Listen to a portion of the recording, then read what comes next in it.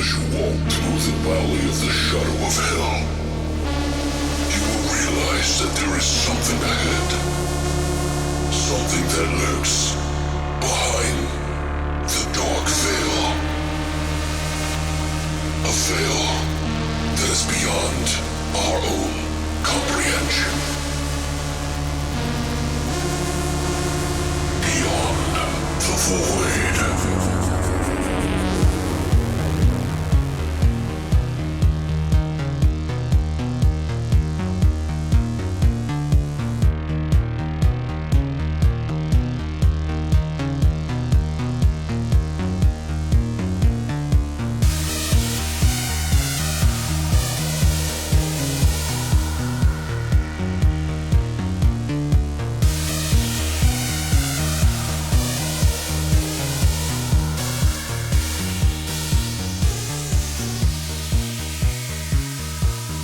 What's up, guys, and welcome back to Beyond the Void Horror Podcast. Ooh, who's that voice? I don't know. It's episode 159, and today we actually have a special guest with us today. It is Rebecca Rinehart. She's with In the Mic of Madness podcast and many other things. You want to tell us? How are you doing? What's going on with you, Rebecca? Man, too much stuff. So, yeah, I'm cramming a bunch of crap into my schedule, and I'm not getting paid for any of it. And by the way, guys, I wanted to let you know also, we are going to be doing the Amityville 1 through 3. Yes. So that you know what we're doing. You're writing on the website now? Yes, so I am. Yes, I am a guest or a staff writer, I guess you could say, at Beyond the Void. So I've dropped my first article. As you said, I walked in stirring the pot. So yes, I got to ask you a quick question. Okay, so what made you come up with the idea, and why do you hate women? I'm just kidding. Right. I'm surprised nobody went there. I had a couple people who were like, oh, I don't agree with you. So if you didn't read the article, I'm sure he can put a link or something. It was basically, should women defend rape revenge movies? And I happen to love rape revenge movies. And I find on social media very often in very hardcore horror groups, I am often defending my stance that I love rape revenge. People think I'm weird. And especially when I'm like, oh, and like somebody will be like, oh, hey, Rebecca, it's like rape revenge. And I'll be like, oh, squeal, yay. And they'll be like, you're psycho. And I have a very specific reason why I love them. And so that's just, that's where it came from. It's one of the things that I find myself most passionate about online, because I do think that a lot of people judge people by their subgenre. Right. Well, 100%. Right. It's like, because, okay, and then I don't like this term, but then there are the people who judge people for liking quote unquote torture porn. Right. And it's like, does that mean that do they have bodies in their basement? I mean, like, does it mean because I like rape revenge, like I want to get raped? No, that's not what it's about. And so that's I've been told that I support rape because I watch horror movies, just horror in general. But it's okay that people are murdered. Yeah. Right. Or their dicks cut off or anything. I mean, I don't know about you, but I laugh when I see a dick cut off. That's just my thing. I don't know. Or get shot, like in RoboCop, the fan film, when they just shoot everybody in the dicks. Like, that's some funny shit. Yeah. Well, and here's the thing, too. I mean, just because you watch something doesn't mean that you support it being done in real life. Right. I mean, and that was part of my argument. I'm like, these people who are like, here's my soapbox. People who are like, oh, well, I mean, I'm okay with, like the evisceration of a human body, but man, they better not say fuck, because that is totally beyond what I can deal with. Because of course, if you're getting hacked apart, you're not going to be like, motherfucker, be like, oh, geez, this hurts so darn bad, like.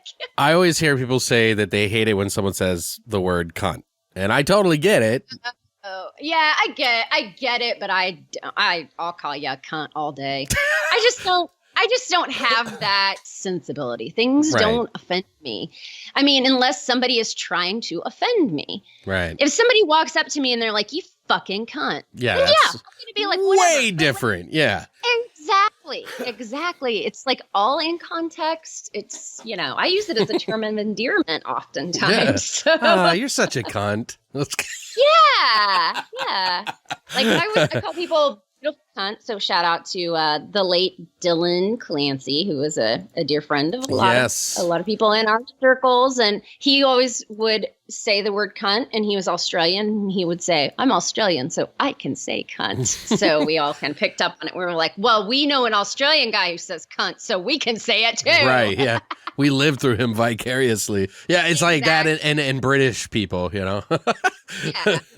Well, what else do you do, though? Like, I know you do the YouTube channel, but you've been putting up videos on In the Mic of Madness a lot. Right. So I do the In the Mic of Madness podcast, but we also have a YouTube channel for that. And I do a lot of interviews. I've been going to a lot of conventions and just making the rounds with different directors. So on that podcast YouTube channel, I've been posting different interviews. And then also we have a spinoff podcast on that channel called SOBs Who Love SOV that I do with Slade Shepherd. Yeah, I saw that. All shot on video. I just posted a really awesome interview with Tim Ritter. I got to go to his house and be on set and actually got to do a couple scenes in a movie where I could wield an alien penis.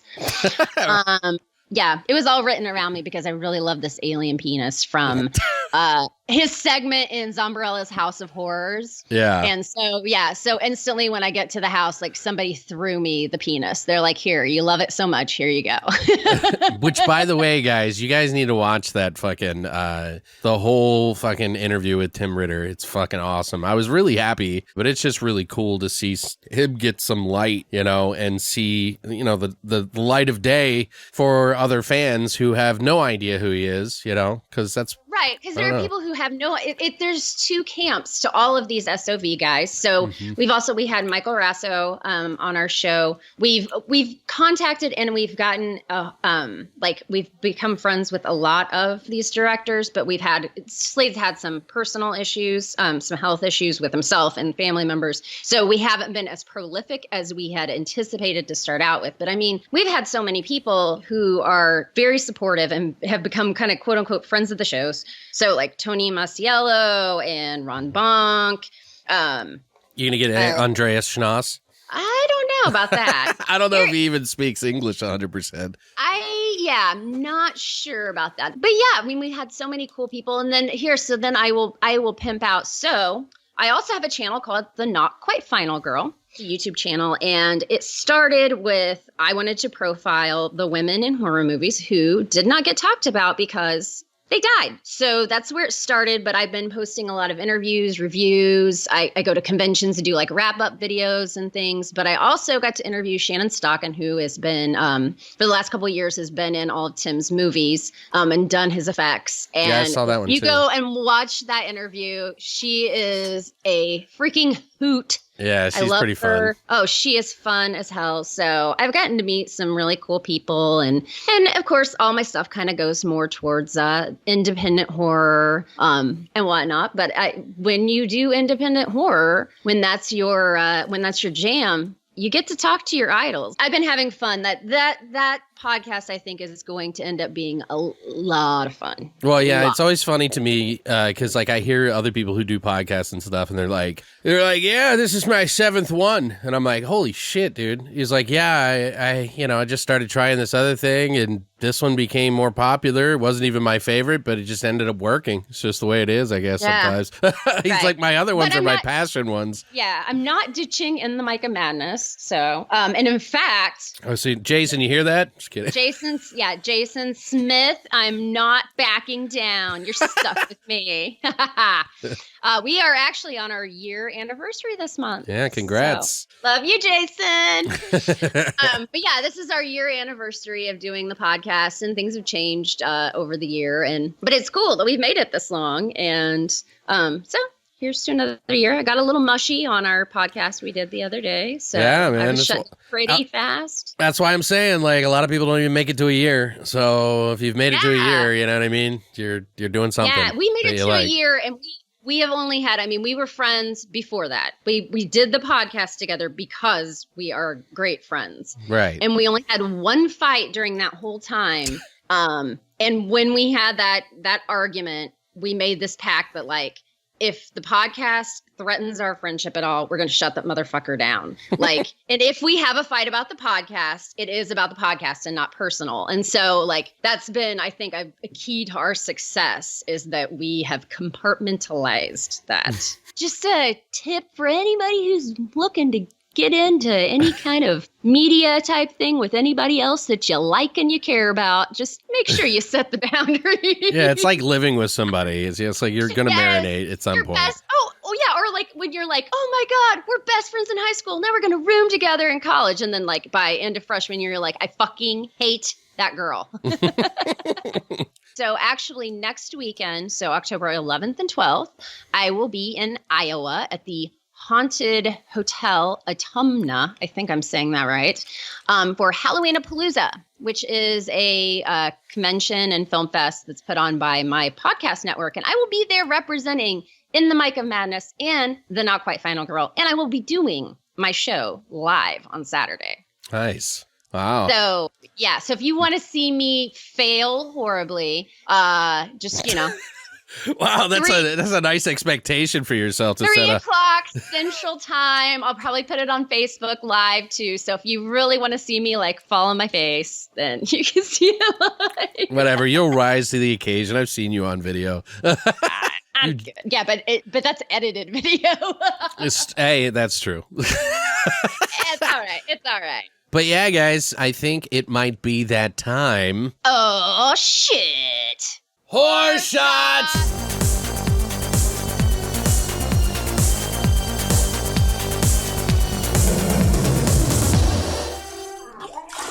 All right, guys. So, as you know, we're going to be doing Amityville 1 through 3, but we kind of are picking one that is pretty much from the first movie, I would assume, since it's about the Lutz. Rebecca came up with this name, too, which I thought was very clever. Do you want to tell them what the name is? The Triple Lutz! Yes. And there is 3 ingredients. So, it is basically Jaeger, coconut rum, and cranberry juice. And if you want to add more red to kind of make it like the blood in the first movie, all you have to do is just add a drop or 2 of red food coloring. And then before you drink, you can chill this or not. It doesn't really matter. The cranberry juice should be fine. But you say, to hell, and then you drink. And that is the Triple Lutz. Just don't make up a story about Amityville or anything like that when you're done drinking, and you're good to go. Right, and maybe you should make 2 so Jody has one as well. Oh, yeah, there you go. You got to have one, for Jody. That's right. Jody. Who are you talking to, sweetie? Jody. Okay, creepy child. Yeah. So if you guys would like to try a Triple Lutz, all you have to do is go to longlivethevoid.com and check out our hashtag Horrorshots section now. That's it for Horrorshots. So now we're going to go ahead and jump into our flesh and potatoes. This might be a little bit of a lengthy episode, so buckle the fuck up. We're going to go through 1, 2, and 3 in that order. And I hope you stick around. So we'll go ahead and kick off our flesh and potatoes right now.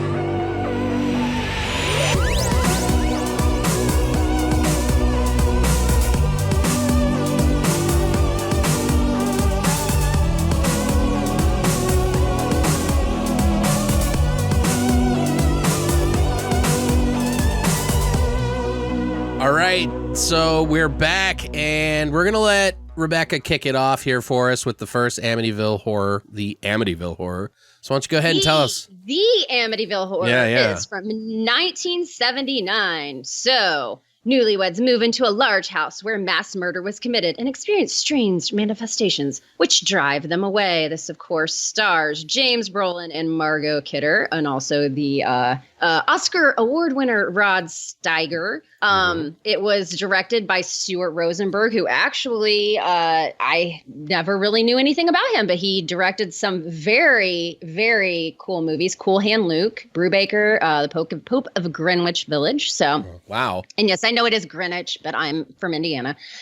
This is based on the 1977 Jay Anston novel of the same name that was about the story of George and Kathy Lutz, who moved into the famed Amityville house. I think most people know the idea of the Amityville house, but right, here's what quote unquote happened. Okay, so what we do know is that this house in New York, Ron DeFeo in 1974 killed 6 members of his family. And on trial, and he said it to the very end, he said the voices in the house made him do it. The Lutzes moved in a year later, 1975. They were there for 28 days and claimed to have had a ton of paranormal things happen, to the point where they just left. They left their, and here's a fun fact. They left their belongings. And that's what you always hear. Like, they just left their belongings and just got the hell out. Right. But the next day, they because who would do that, right? Right. Well, that makes them sound ballsy. But the next day, they had movers come and go get all their stuff. And the movers said they didn't have anything happen. Oh. So of course, there's always been a lot of controversy. There have been a lot of documentaries made, obviously several movies made. So Ed and Lorraine Warren actually investigated this house in 1976, and they felt like there was a disturbance. And actually that's depicted a little bit in The Conjuring 2. Mm-hmm. But people have been trying to break this down for years. There are some things that, that are discrepancies in what the Lutzes say. The Lutz, have gone on different shows, different talk shows and everything over the years. They're now deceased, but they have defended themselves. So nobody really knows. The only thing that anybody knows is that ever since they moved out, everybody that's owned that house has had nothing happen in the house. So we don't really know, but it doesn't really matter because the story is great. Right.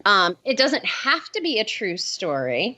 So George and Kathy Lutz in this are played by James Brolin, the sexy James Brolin, who is, of course, Josh's dad. Right. He's been in a million things. I think from what I remember him from was Hotel, that series that was in the 80s with Connie Selica. Mm-hmm. But he's been in a million things. But something that I read today that's really interesting is it wasn't a low budget movie, but it was very moderately budgeted. And he was obviously a star. He agreed to take less money if he could have 10% of the gross, which a lot of times you hear about that and you're like, yeah, that's not a good idea. For him, it was. Because the amount of money he got in modern times from that, he got another $55 million in royalties from that. Yes. So he made the right choice. Now, Margot Kidder, who unfortunately died last year, we know her from being Lois Lane in the Superman movies, the original Superman movies, Black Christmas. She had some problems, so I did not know that this is where it started. But in 1990, apparently she had a car crash. She couldn't work and she became bankrupt. And that's probably what set her off for the things that happened in the 90s to Margot Kidder. So she was found at least a couple times, if I remember correctly, like once like in some suburban garden with her hair cut off. I believe she was like in an airport at one point in time, missing some teeth. She had, different issues with like mental illness, she ended up, it was ruled a suicide by overdose of drugs and alcohol in 2018. Right. Yeah. She was 69. Yeah. And apparently her final wish was that she wanted her remains devoured by wolves, but her husband decided just to sprinkle her ashes like in Yellowstone. What? I don't mean to laugh, but like what? Yes, that was her, like, in her will or whatever, was that she wanted her remains to be devoured by wolves. By the wild.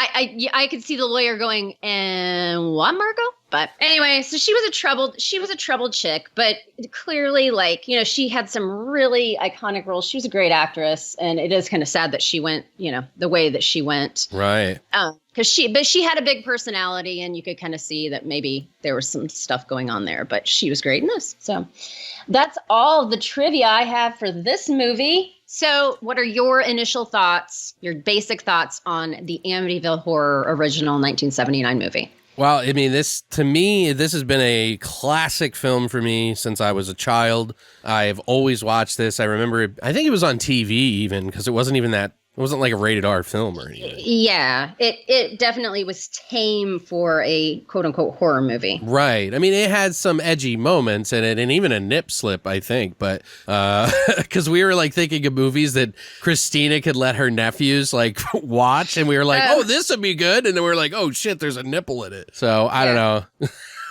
But yeah, this is a classic film that pretty much started the 24 different movies. And like, yes. Can you even imagine how many movies that are not necessarily attached to the franchise, but in a way they are? Like, it kind of has gotten kind of wild since the 2000s. They've done all kinds of stuff. But obviously, as Becca told you, you know, it's based off the Lutz family's telling of the house that they lived in with, you know, multiple murder in the house. There have been many documentaries and famous people talking about it forever, arguing about it forever. The town of Amityville hating everyone forever for it. Oh, yes. But this one to me is a movie that scared the piss out of me as a kid long before I saw any of the sequels. And I've mentioned before, boy, did they get really fucking weird later on in the franchise. Yes. So this one sort of, to me, preys on your imagination a little bit more than some of the other ones, obviously, especially next one. But this one's it's a bit slower for a lot of people, I've found. And for me, it's not. Like, I think it's a really good paced film. It's not too boring for me, but there are a lot of people that, you know, it's dated. So I'm sure it's not going to stand the test of time forever. But it is definitely something that scared me as a kid. So it will definitely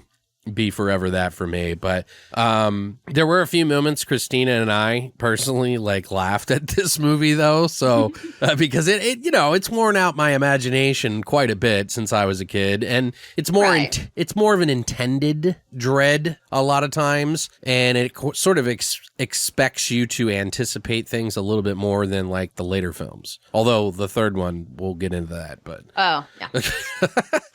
still, I think this one's a classic. The book did well. The movie did really well. It scared people and took advantage of the you know, public curiosity that's lasted for decades now. And although it is heavily debated if it's true or not, it's still, like Rebecca said, a really great story. So the acting at times in this are kind of spotty. I think in particular, the James Brolin in particular was a little bit stiff. Like, I don't know, something about him. I honestly must feel like the new remake with Ryan Reynolds could have been a little bit more of a better role than what James did, unfortunately. Just because Ryan Reynolds is that nice guy that you always think of kindly, so seeing him unhinged is a little bit more impactful when you watch it. So, but you're saying that from a modern standpoint, because remember, I mean, James Brolin was famous and he was like a sex symbol and that type of thing true. At that point in time. Is true. So but yeah, for me, maybe it is because of that connection with Ryan Reynolds. So yeah, I think Margot is pretty decent, and seeing Superman growing up, you know, she fits the role really well. Feels like a family going through some supernatural shit, plus a lot of the, you know, practical or sort of traditional horror scares that you would see that don't, you know, completely push it into absurd. It's a little absurd, but not that much. The song in this movie is fucking iconic as fuck. Yes. I love it. It's much like Rosemary's Baby, like that sticks in your head in a way. It definitely feeds the viewer as they kind of creep through the movie a little bit. I don't know. It's got like that old score to it for that horror at that time, especially. But I just love all that la la la. La la la la creepy music shit. Yeah. It's always like almost one like of my a favorites. Music box with a voice. Right, what it always reminds me of. Even when I've written songs for the podcast and stuff like that, I'm always like, oh, that's pretty good. I like that. It's creepy. But I do feel like the end is a little disappointing, you know, because like if you've gone through this franchise before, like I have, then you kind of expect a big grand finale, and there is sort of, but then they just like duck out because that's how the book is, you know, they well, did it. Yeah, that's how their supposed story was, and they left. Right. And it's like, well, great. Okay. They left, but what the fuck? What's going on in the house? Come on, embellish this shit, people.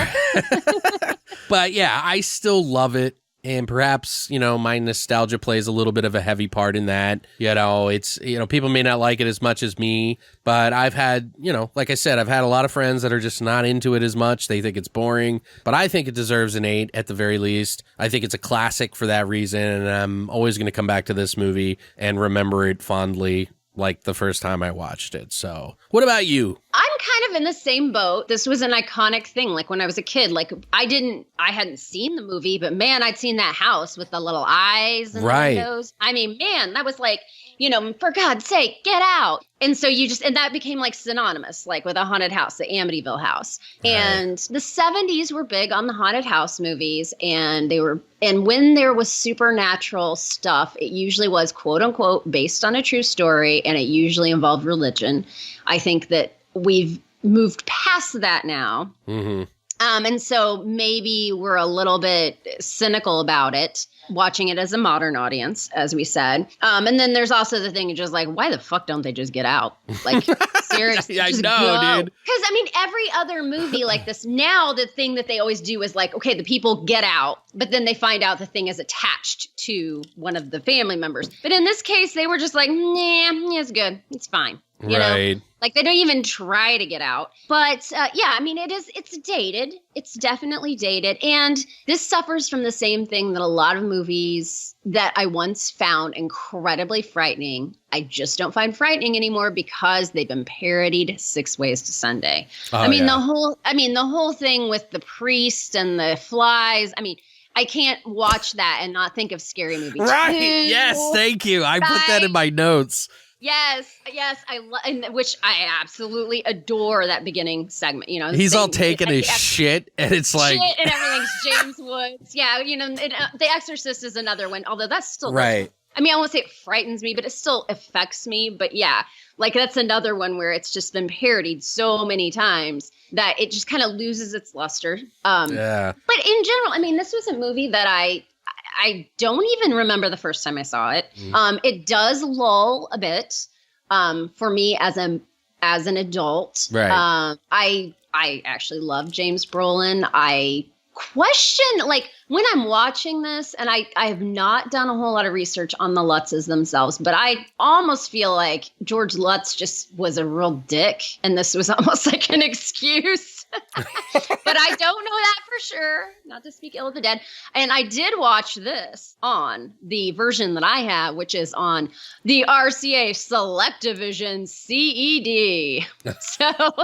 Yes, I am ghetto, but no, I have it on that version, and it actually probably enhances it a little bit to have it on an older format. Yeah, I get it on VHS, DVD, and Blu-ray. Yeah. Yeah. Yeah. So I'm gonna say, like, factoring in everything, like, because I am a little cynical about it now, but factoring in the legacy and just the iconic nature of this, I'm gonna say it's an 8. Yeah. I'm going with you. I'm saying it's an 8. Yeah, I mean, it's like part of me wants to go a little bit lower just because we've been spoiled by so much since, you know what I mean? But right, but that's not fair. Right. Yeah. You can't compare it to other stuff. Like, for its time, it was pretty big. I mean, look, watch The Omen now. I mean, it doesn't hold up per se. I mean, you still have the creepy kid. Creepy kid always works. It's all for you, Damien. Yeah. But again, it's like that. Like that, the first time you ever saw that scene, it was like, holy fuck. Yeah, like happy birthday.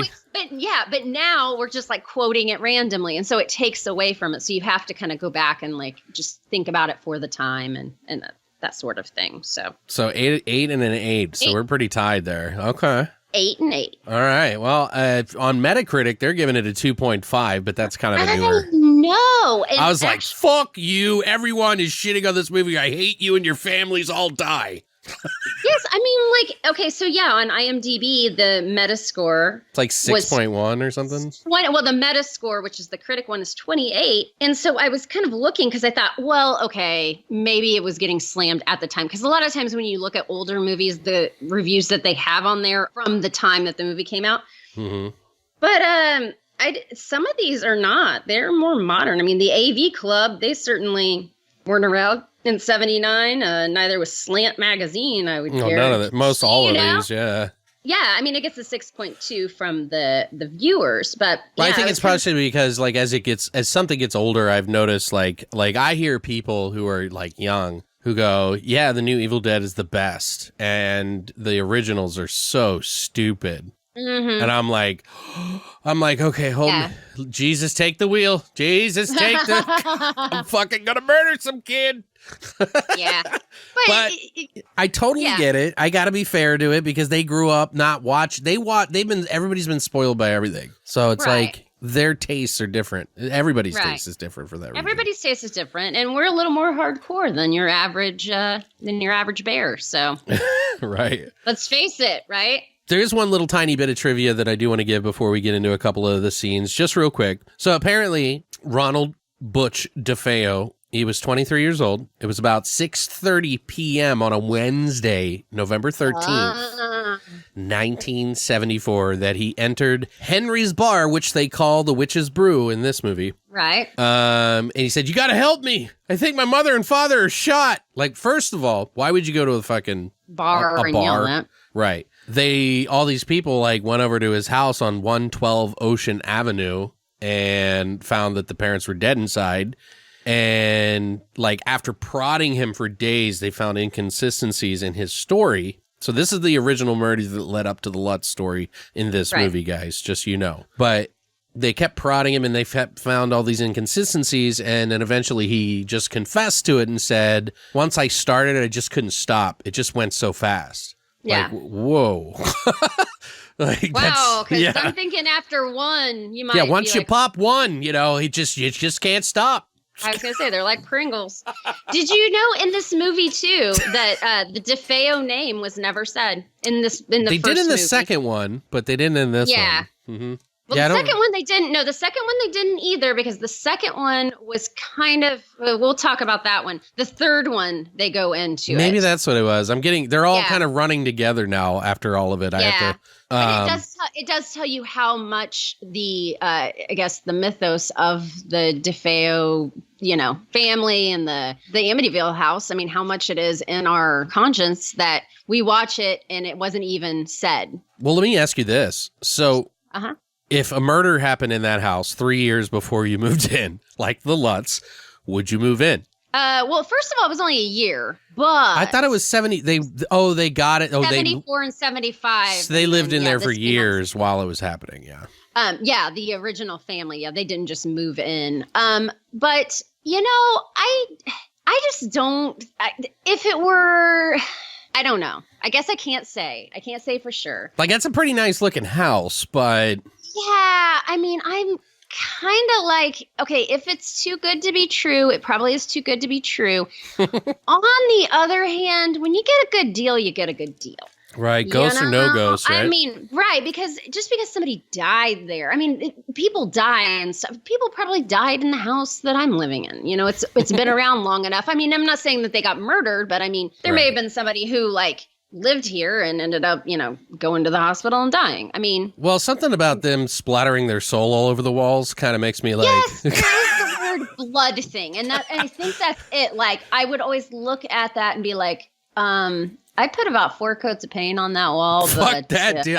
That's what I'm thinking, though. Like, there's people that have theories that when people die tragically, that it's almost like their soul bursts like a balloon and it just pops all over the fucking room that they die in. And that's why things haunt things. So, like, what if, and I'm sure they're not going to be happy, maybe. Right. And then there's also the fact that their brains were splattered on the wall. And I'm not sure how much you can get that out of drywall. But I guess we can get into our scenes now. I just want to mention one thing real quick. I love that they show off the house while like intercutting all the kills in each of the rooms since we're talking about it.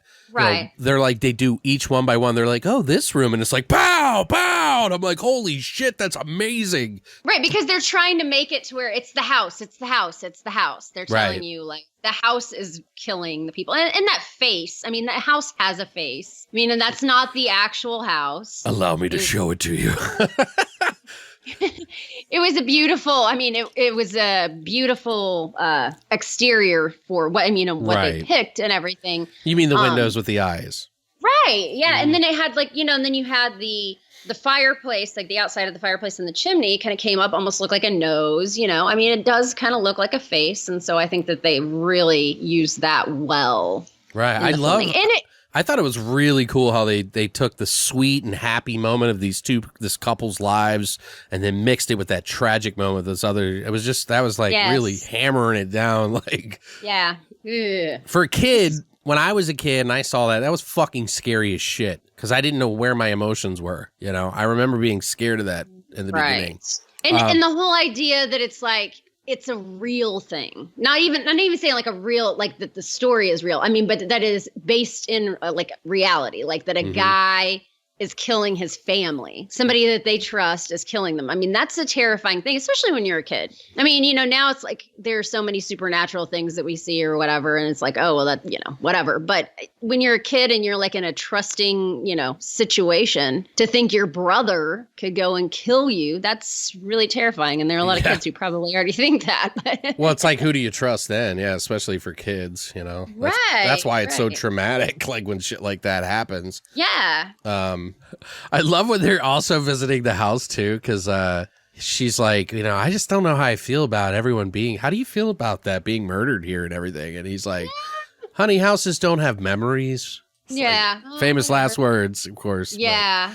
I think that he kind of went, like, they maybe went a little sharp with old George. I don't think that they set it up enough for him to be the really nice guy. I will give you that. Like, I mean, I think James Brolin probably was seen as that, but you didn't ever really see him, like, interacting with the kids, like, in a very, like, loving manner or anything like that. It was very brief. That's why I say that, you know, because it was, like, it was very short. It should have maybe been him like reading a story to the kids before they go to bed or something, you know, some kind of interaction where you see that he's a loving stepfather. Right. Because we all hear, oh, the stepfather. Oh, yeah, whatever. He's going to be a dick. Yeah. You mentioned the fly scene. Right. That scene really is, that's like the first moment that you realize. And that apparently when that priest hears that voice that says, get out. That apparently, I think, was even backed up by the priest, supposedly. He said it. And then, I mean, that's what he said at first. And then I guess he was on video. I mean, they blurred out his face or whatever, but he actually said it again. They heard that, but he never attributed it to a supernatural being, which, okay, well. You're talking about in some documentary or something? Is that what you're talking about?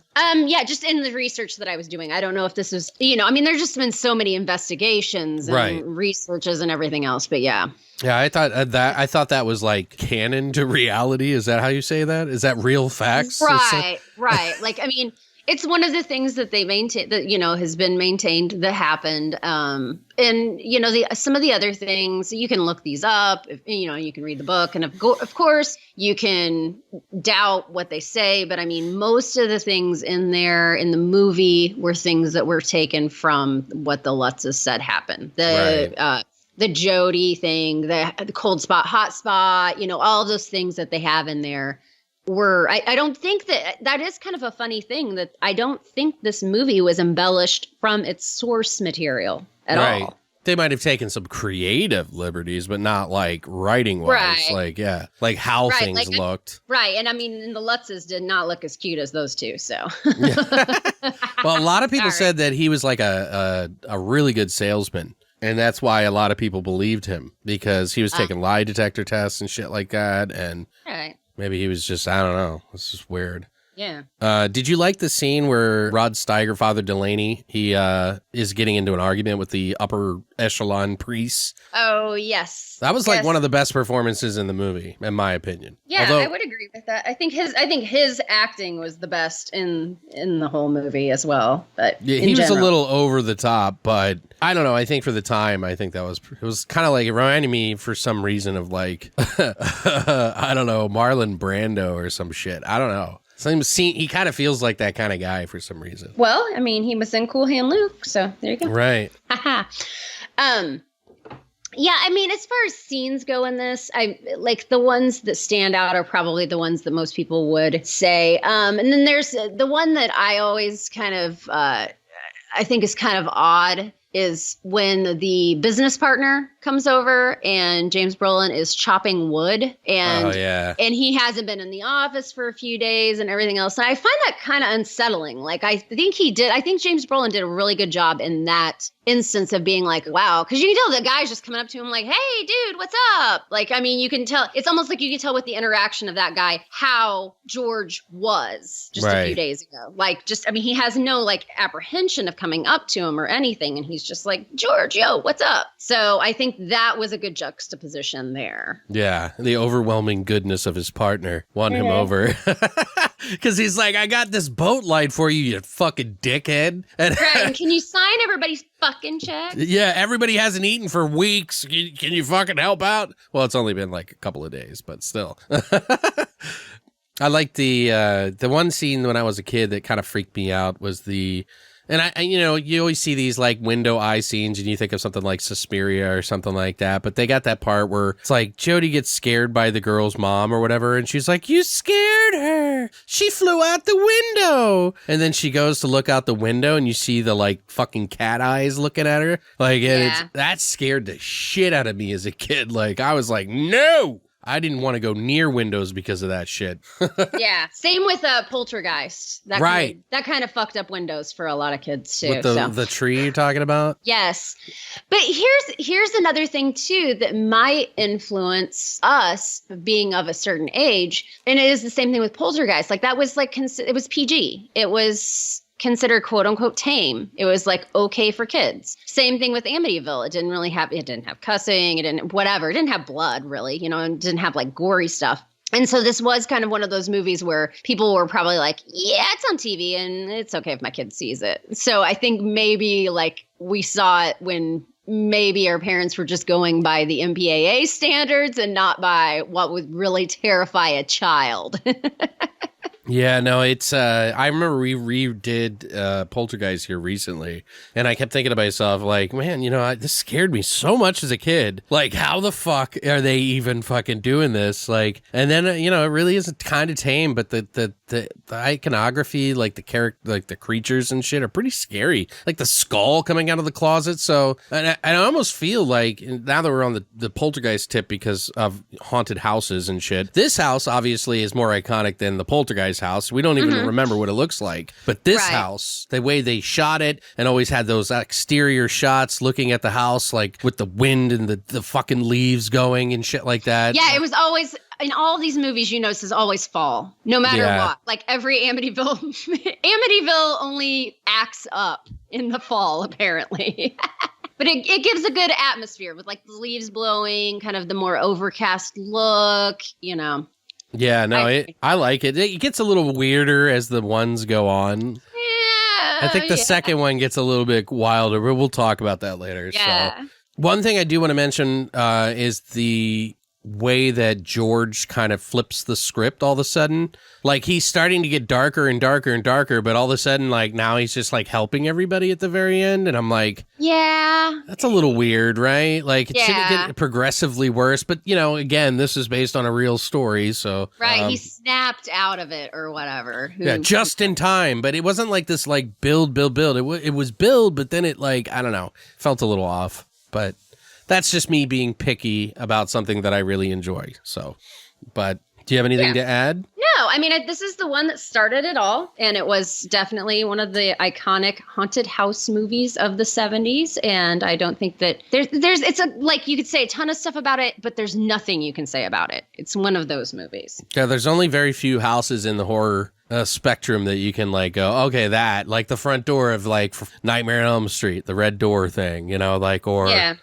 Maybe like the Blair Witch House or something. I don't know. But there's not that many. So this one I think is probably one of the more iconic. And that's probably why it's done so well. Plus the story and everything. So, but yeah. So we did watch another movie, obviously, the second one, which is Amityville 2, The Possession. Came out in 1982. The story of this one is a family moves into their new home, which proves to be satanic, resulting in the demonic possession of the teenage son. Only the local priest can save him.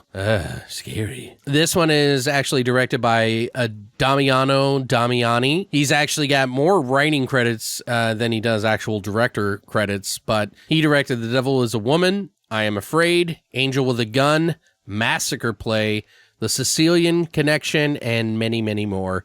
He passed away in 2013. Screenplay, by the way, is Tommy Lee Wallace, who is directed and wrote Halloween 3, Season of the Witch. He also, which, you know, for some people that may be the worst movie ever, not me. I think it's actually pretty good. I will fight anybody to the end of the days. I will too. I found a passion for that rewatching it one time, and I was like, I don't know why I haven't looked at it this way. I think it was just taking me to not watch any Halloween movies for a while and then pulling it out and just watching that one specifically. That's what Always did it for loved me. it. Always loved it. Yeah. Never cared. Anyway. I'm not as cool as you, all right, Becca? Jesus. Okay. Fright Night. He also did Fright Night 2, I'm sorry. He helped write the screenplay and direct for the It miniseries as well.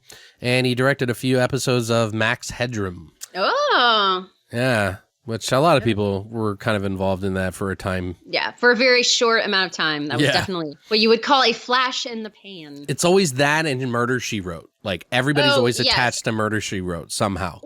Or if you go back a little bit, like they're like actors are usually like they were on one episode of The Love Boat, one episode of Fantasy Island, one episode, you know what I mean? Like there's like this whole like little group of shows that all these people were on one, and Magnum PI. Yeah, that was too popular and too rich not to fucking take advantage of. Exactly. Yeah. Some of the cast in this movie is James Olsen. He plays Father Adamski. I don't know how to say his name. He was in the Andromeda Strain, Commando. He was also in Bonanza and Hawaii Five-0. Also have Burt Young, the father of the house. Oh, yeah. Oh, boy, oh, boy. Yeah, he was Sully. He was Paulie in fucking Rocky. Paulie. All the way fucking pretty much all the rest of them, except for the first one. I could not tell you the guy's name. In all my notes, it just says, and Paulie says, blah, blah, blah. Man, he is something else in this movie. He was in Chinatown. He also is in the Netflix show Russian Doll, by the way, which I forgot about that. Oh, love that show. That was a fun show. He was also in the Amityville Murders, which just came out not too long ago. And he was also in The Adventures of Pluto Nash and Carnival of Blood, and plenty more. So you have Anya. Paulie. With Paulie. Yeah, it's always going to be Paulie. Fuck. Paulie. He was the secondary fucking coach, right? Did he come in at 3? Was it part 3, Rocky, or was it part 2? Because I can't remember. That I don't know. I think it's 3. I could be wrong. But he did all the way up. Yeah. I think he was even in the Balboa movie. So. No, yeah, he was. Yeah. It also stars Rutanya Alda. She was the mother of the house. She was in Deer Hunter, Mommy Dearest, The Dark Half, Late Phases, and many more. The mom kind of reminds me of Vera Farmiga in some ways. A little bit, yeah. In this one, for some reason. I can see that, but part of it might be because she's dressed like we see Vera as Lorraine Warren and everything now. She totally does look like her from the Conjuring, but also stars Diane Franklin, who plays Patricia. She is Princess Elizabeth in Bill and Ted's Excellent Adventure. So she's one of the she's also in Terror Vision. Come on. Oh yeah. She was in what? She was Better Off Dead too, right? She was the sister, right? Yeah. Yeah, I love her in Terror Vision. She was Better Off Dead. She even did the Amityville Murders too, so I guess, not part 2 as well. As well, yeah. And that was one of the things I think people were thinking that movie might be good because it had those two coming back, but I don't think it was received very well. I'm just saying what I've heard on the interwebs. I haven't seen it, and I think I think Kyle from from longlivethevoid.com actually reviewed it, but I could be wrong. Last but not least, we have Jack Magner. He plays Sonny. He was in Firestarter as a very small role, and that's it. Wow. Never did anything. I will say in this movie, he sometimes had the strongest acting. So I'm kind of surprised by that. Yeah, he did, but then he didn't. Like, it was I was going to say, sometimes he was the weakest one. But I mean, he had some moments where I was like, Yeah, he kind of walked around like a fucking jet or something from fucking West Side Story, like the way his swagger, I guess you would call it. But yeah, the whole time I was singing that song in my head, like Sonny came home.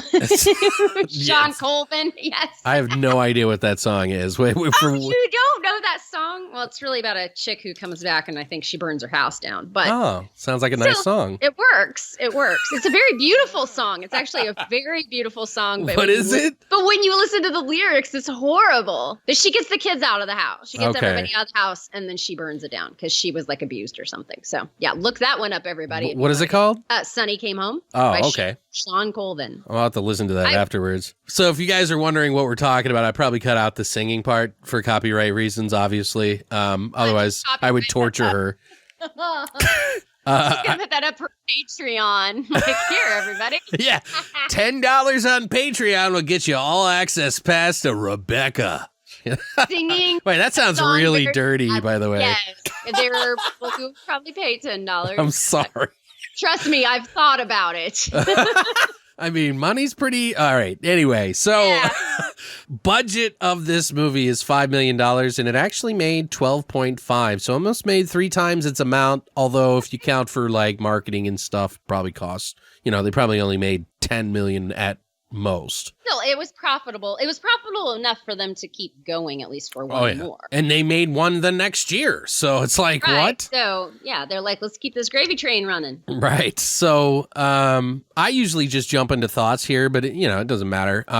What did you think of it, though? I'd like to hear what it is. Okay, so this is a movie that I've seen at least half a dozen times, but every time I sit down to watch it, I'm like, I don't think I've seen this one. And then I start to watch it, and there are a few things that jog my memory, and I'm like, oh, yeah. And first of all is, before anything fucked up happens in the house, the brother and sister have a very weird dynamic. I mean, this is like, we're talking like day one in the house. No one's been influenced by anything. The brother and sister are fucking weird. They're very flowers in the attic. So that always gets to me. I always remember that. Secondly, got some trivia on that, so.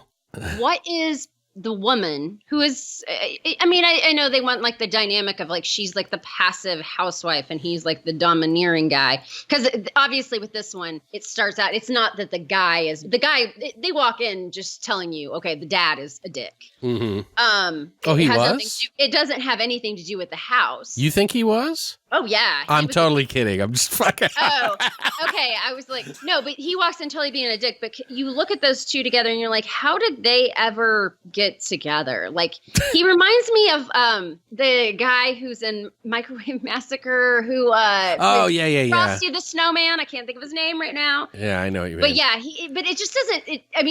They just don't seem like they could have ever been a couple. Right. Like, bad casting there. The two little kids are stupid throwaway characters. They are just idiots. I'm sorry.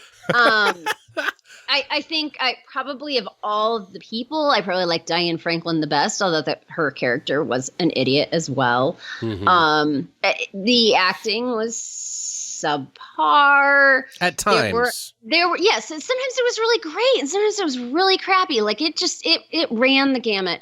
I found myself laughing a lot during this one, so I can say it entertained me. If I had to put a number to it, I'm going to give it a 6. Really? Okay. Yeah, this is way below for me. This is way below the other one. It's kind of a cheap thing because they're kind of going with a prequel type thing. Like it's almost like loosely based on the DeFeos. However, it's obviously chronologically after the events of the first movie as far as it's technically before it. It's before it. No, but it's not. If you look, I wrote down some things. So first of all, that Walkman that Sonny has. Mm-hmm. Okay, the Walkman was not introduced in domestic markets until 79. That version that he has is not the one that came out in 79. So, and then also there's a poster for Rocky, which would have been 79.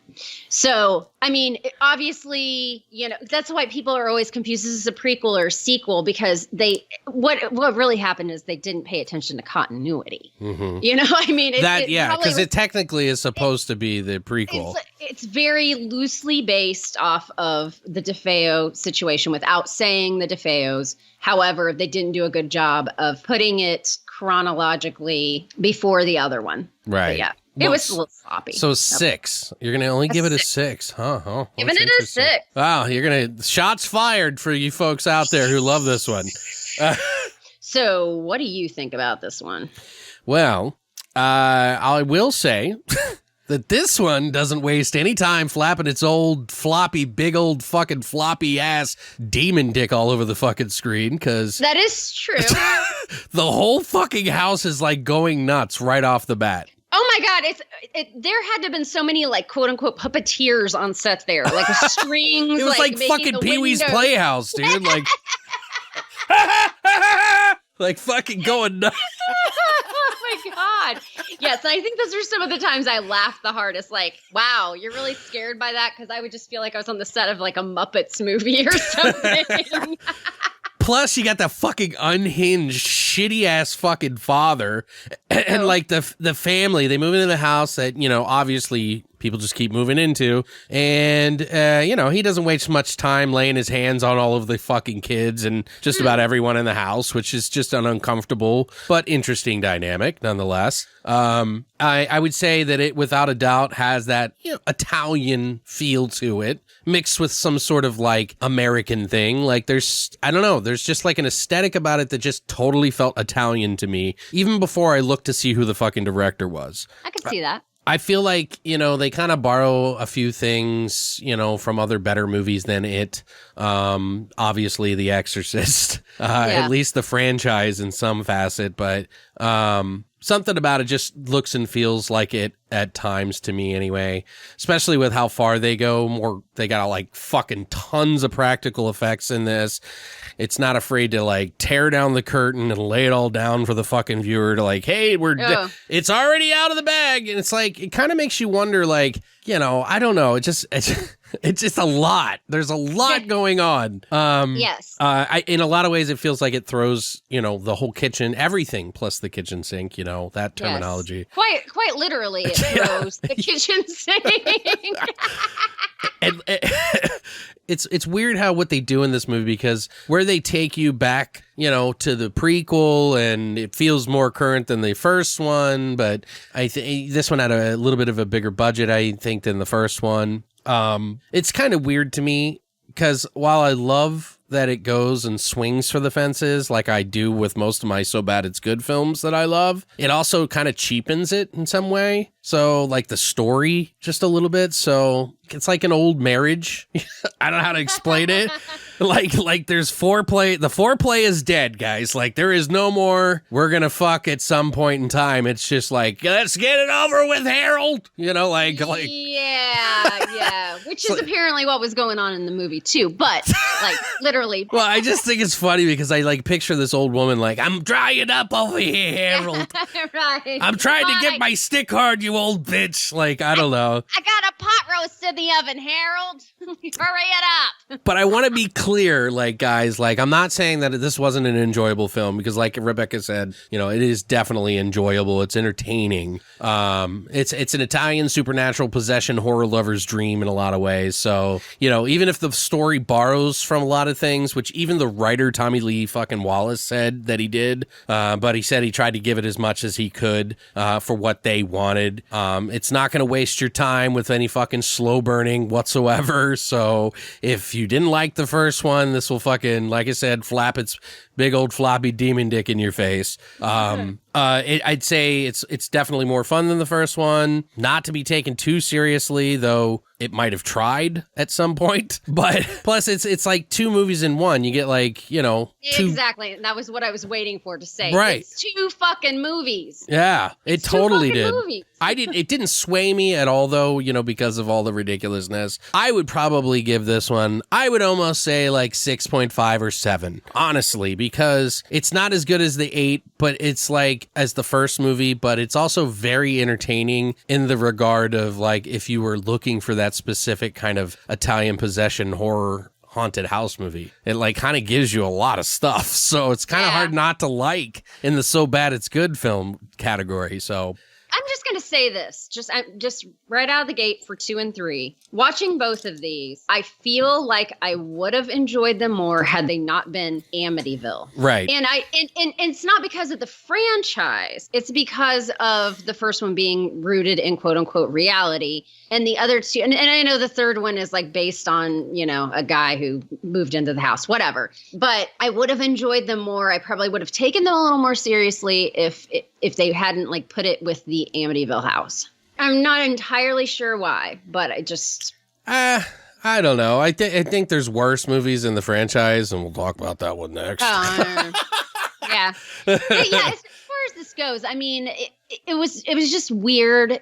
Every time I watch it, I think I have that whole thing of like, it's like, then they all get killed. And you're like, oh, they're really all fucking dead. And then it turns into The Exorcist paired with like Perry Mason or something. Yeah. And it's like, yeah. So, I mean, it's like they made, again, 2 movies in one. I think the first part of it was so bad it was good. Right. Because it was just, I mean, and the mom is just in this movie and the main woman in the next movie. They are both just like off the charts, fucking weird, crazy, like like the woman in hysterics. Oh, you mean when she gets touched in the basement or whatever, and she's like freaking out? Yeah, they're just like, oh my god, they're just so like fucking like can't control. What's the matter, Mom? Is everything all right? Right? Yes, and that's the other thing too, man. Oh. Is like there's just some inappropriateness with yeah.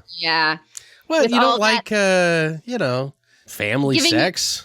Right. But I mean, even with the mom, it's like, it's kind of like he'd look at her first and then give her a kiss on the cheek. And I think that was before he was fucked up. Man. It was a different time, Rebecca. It was a different time. We don't know what time that was, of course. It could have been sometime before 82. That's all I know. Or 79 after that. Yeah. If you look at the Walkman, it was at least 1980. But okay. So I got a little bit of trivia on this that I thought was pretty interesting. Okay.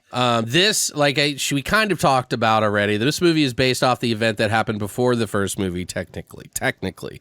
Regardless if they kept the continuity in the film and tried to make it as legitimate as they could, it is supposed to be representative as a prequel to what happened to the Lutz. And if that's the case, then these demons must have gotten really fucking tired of flapping their fucking demon dicks around in this movie before the Lutz moved in. Because shit is not as like crazy as this movie. And yeah, they're like, let's just put the brakes on it a little bit, okay? The next family that moves in, let's just kind of take it slow. And they did. Yes. But in this one, they're like, no, fuck it, man. The doors are going to be flapping and fucking mirrors are going to be falling. Jerry! Today's word's murder! I was going to make that same joke. So, great minds, right? The director for this movie, Damiano, said that he felt very comfy with this movie. He said there was no pressure because it wasn't something that he had to write or it was like his movie. He was just handed it and it was like slipping on, it was like really easy. I'm paraphrasing here, but do something with this, okay? Right. But he said, hey, I came up with some pretty shocking moments in the movie, I think, and some pretty cool camera stuff. Which I definitely agree. He even some fun things. He had that one like what I call a Raimi shot where they pass the camera over his head, and this is spoiler section, guys, for you. Yeah. He passes the camera over his head and then turns the camera so that it's, up right in his face. And I thought that was a really cool shot. And speaking of Raimi moments, when can't even think of her name, Trish, when she comes back as like the demon or whatever, she's definitely Evil Dead-ish. Right. She's got like the heavy makeup and like the, her tongue's like, yeah. Yeah. Well, that's the other thing in this movie, too, that Sonny looks kind of like Evil Dead-ish a little bit. But Sonny... It was a year later. Evil Dead was like around this time. Sonny went to the dollar store to get his mask initially. So anyway, just saying.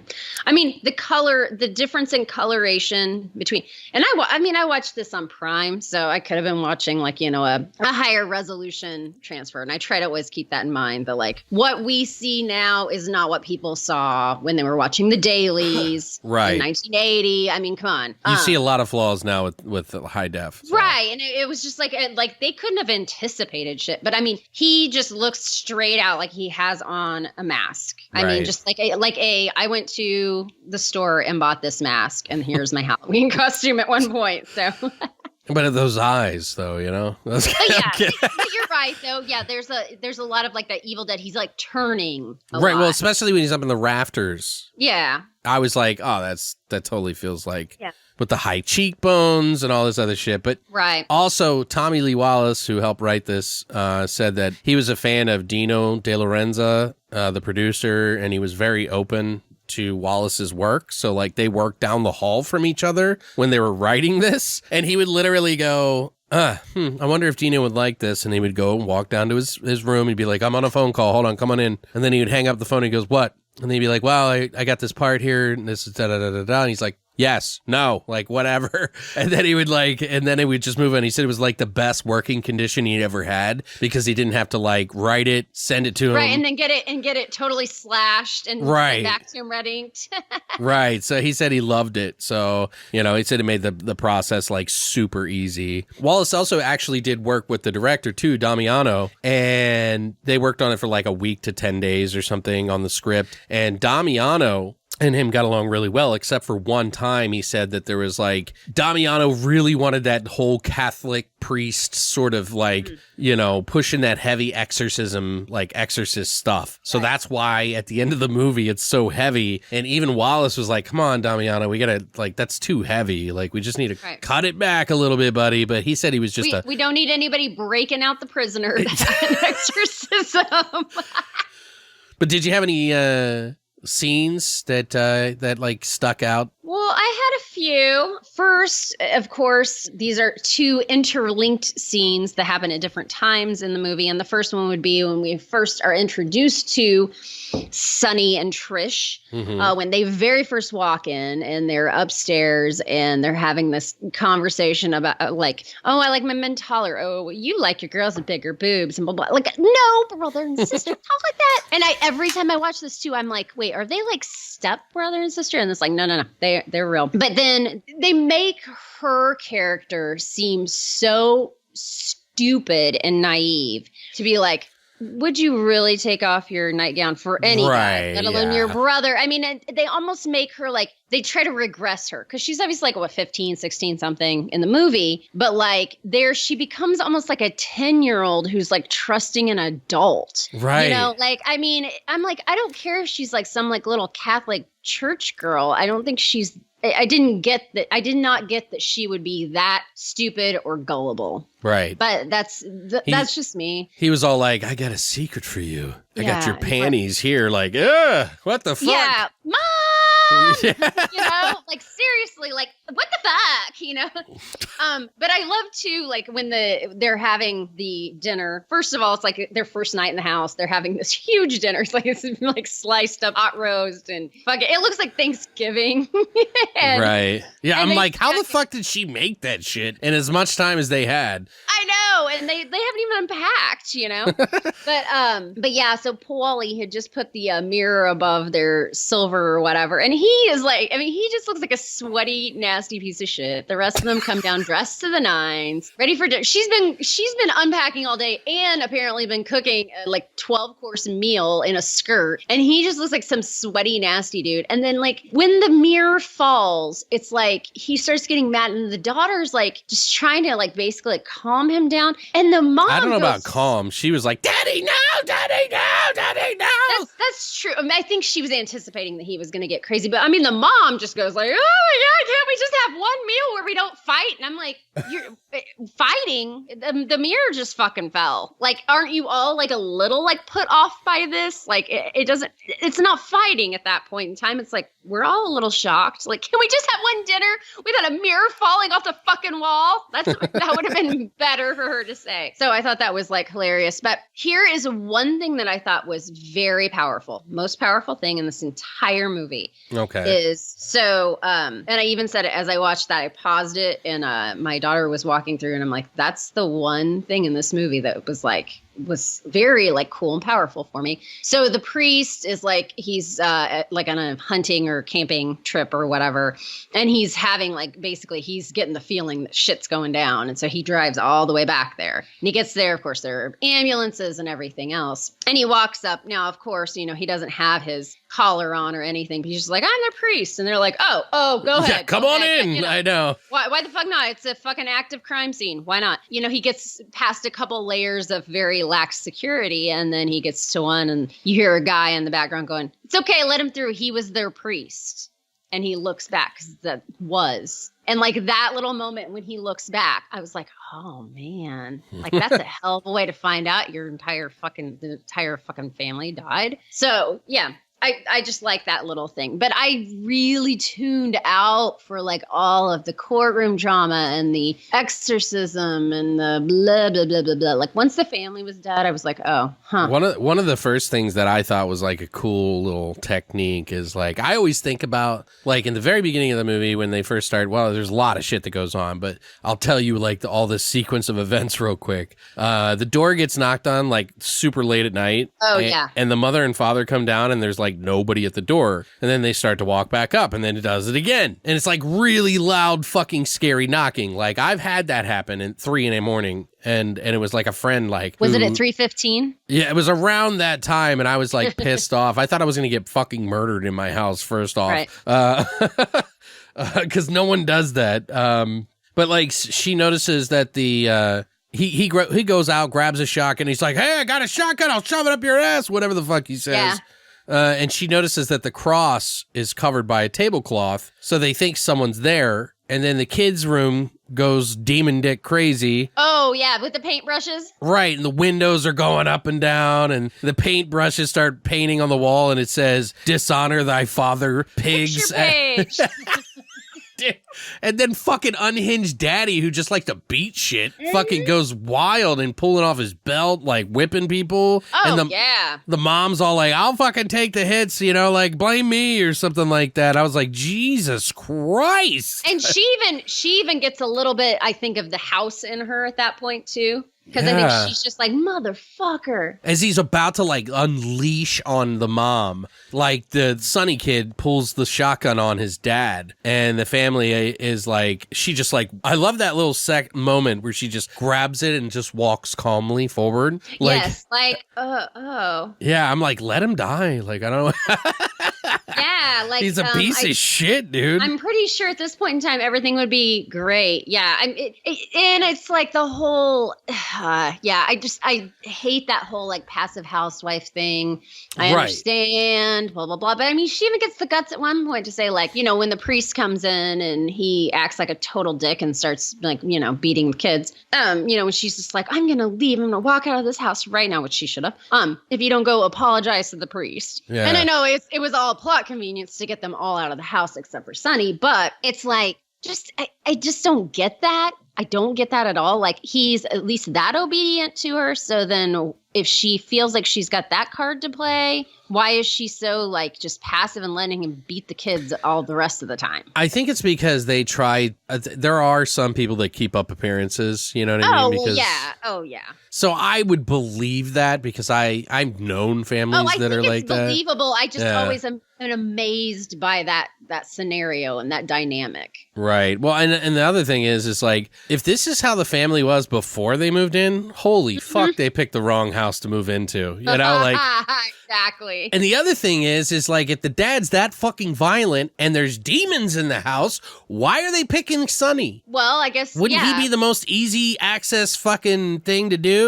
But they were like, we'll switch it up. We don't want to do the dad this time. We'll do, you know. Yeah, I'm not sure. Yeah, that's true. Like, what is their, I guess it depends on what the demon's goal is, because I think they're kind of, it's like it's feeding on, not rage so much as, but like bottled up emotion. And the dad doesn't bottle his up. Well, and Ronald DeFeo is like, isn't he like, he was the oldest son. So technically Sonny is like the oldest son. So I mean, it makes sense, but it seems like if you were thinking in the strategy of evil, that you would pick the most violent motherfucker in that house, and that's definitely the dad. But maybe if you want to make it as easy as possible for yourself, you go, that dude, he's already got the propensity. He's like 50% of the way there. All we got to do is nudge him a little bit. Good. The other one, all he wants to do is fuck his sister. But you know what? I see a project here. No, it's all because he was in the attic. I think that's the whole thing. They always try to make it it's the attic that does it. It's like, nah. Well, they have in these 3 movies, it's always been the third floor, right? It's always it's always the attic that's where, all the shit goes down or whatever. But one of the things I wanted to point out to you real quick about that whole sex scene, they didn't have a sex scene, but the implied brother-sister fuckfest. She goes to church to confess, saying what happened to her, and he does it to hurt you or something like that. The priest says, and she's like, "Yeah, he does it. He doesn't do it to hurt me. He does it to hurt God." God, yeah. And I was like, "Oh, damn! Like, what the fuck?" And the fact that he's just like, okay, fine, whatever. I mean, because all the priest cares about is like, wait, you don't love this person? Like, right. What? Like, since when does the church care if you're like, oh, it's premarital sex? I thought premarital sex was pretty much, for at least a Catholic priest is going to be like, nah, don't think so. But like, oh, so you don't love your boyfriend that you're fucking? Ugh, whatever. These are modern times, Rebecca. Come on. Yeah, modern my ass. By the way, that whole thing with the brother-sister love thing apparently was insinuated in the book. Oh, really? The Murder in Amityville by Hans Holzer. So he thought that there was something going on in the house with the two of them, so Tommy Wallace kept it in. Right. Kind of went with that. Right. He thought it'd be an interesting dynamic, which I agree. It's weird. Yeah, I mean, it's weird. I think, like I said, it gave me that flowers in the attic vibe. Like you could see that kind of happening. I mean, but that, I don't know. Did you feel that they killed everybody too fast, like the family? Yes. And that's what I was getting ready to just say. I feel like that all came down like a little fast. I'm not opposed to the whole like 2-part movie kind of thing. But I feel like maybe it should have been like 2/3 family and like 1/3 like getting rid of the demon. Mm-hmm. Because, and part of it is because that second part of it is just, it's stupid. I mean, there's some stupid ass things going on. Like, number one, they're going into court and trying to use a plea of like not guilty. Demonic possession. By reason of possession. And it's like, and the judge is just like, you do realize, like I'm just some like, state, whatever, like some like, I'm like county clerk, judge, whatever. I don't know any of the terms, but it's like, you do realize this is like, this would create a constitutional, like, situation here.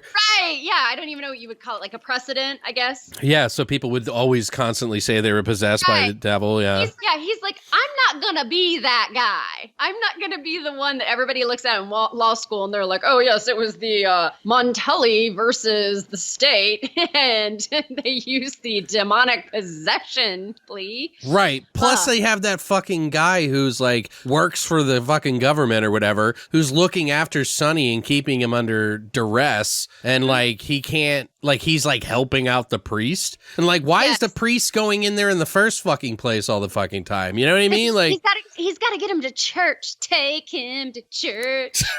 Yeah. He knows he can exorcise the demon if he gets him there. Yeah. Exorcise the demons. That's right. Hallelujah. Hallelujah. Praise the Lord. Yes, the prison duty lets the priest break him out. He knocks him out. He's just like, take the hit now, take the shot now, whatever. And it's like, oh my God. And the priest hits another man, like strikes another man. Forgive me, Father. Like, actually, you should ask for forgiveness for the guy. He tries to take him to the church, but then Sonny's like, fuck that shit. I'm not going into that place to burn up in hell. Like, and then he puts up fire in front of the priest and runs away. It's like, well, that plan was fucking shit. Right. Like, And this is where it all just, I mean, if there was any chance of it having any kind of cohesiveness, I think it all fell apart right here. Because this is where we've got the Trish as Linda from The Evil Dead. We've got some face peeling and fully demonic Sonny floating around in the fucking goddamn ceiling, talking all deep and shit, which made me laugh. Right. And then it's like all of that gets absorbed into the priest or whatever. Right.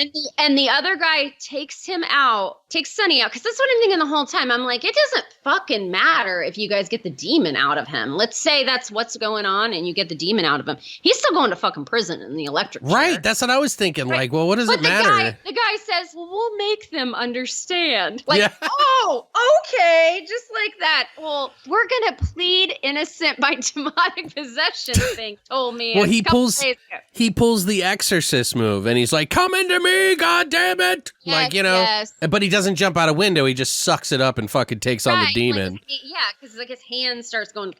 His neck's all puffing up and shit and like moving and stuff. I like the priest in this. I do like the priest in this. Well, and you forgot, like, one of the fucking craziest parts in this fucking movie is like when the priest is like trying to suck out the demon from him, the fucking demon breaks out of his body in like looking like some chud ass motherfucker with his face like coming out of it. It's like all green. His eyes are glowing. I'm like, dude, it looks like chud. Like it straight up looks like chud, which is cool, but I was not expecting that. Yeah. There was a little bit of everything in this movie.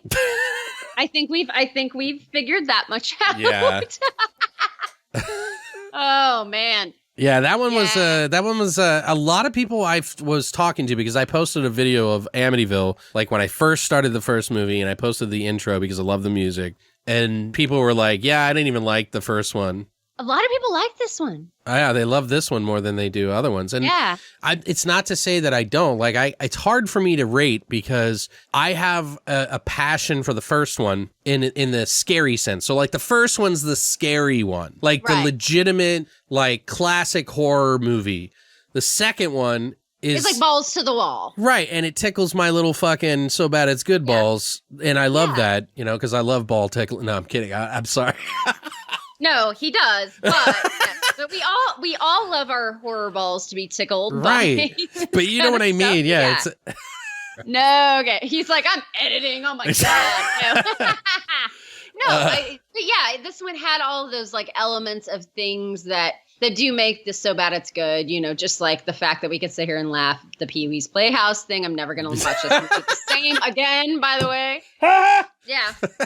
Oh, man. But that's another Evil Dead thing, too. Because it's true. Yes. If you watch like the behind the scenes of, it's Evil Dead 2, right? That has the crazy scene or whatever. They will talk about in the commentary that like basically everybody on set was given a string, down to the person who was cooking for them, makeup artists, everybody was given a string when they had the whole, like, you know, the moose is moving and the lamp is moving and he's like, ha, ha, ha, ha, whatever. They were just like, everybody was a puppet operator that day. Right. You know, and it's very much the same except for it's just doors and windows. So yes, first one for us, it seems like was the scary classic one. The second one is the schlocky Italian. More fun one. Yeah. The third one, however, my God, this was the most amazing movie I've ever seen.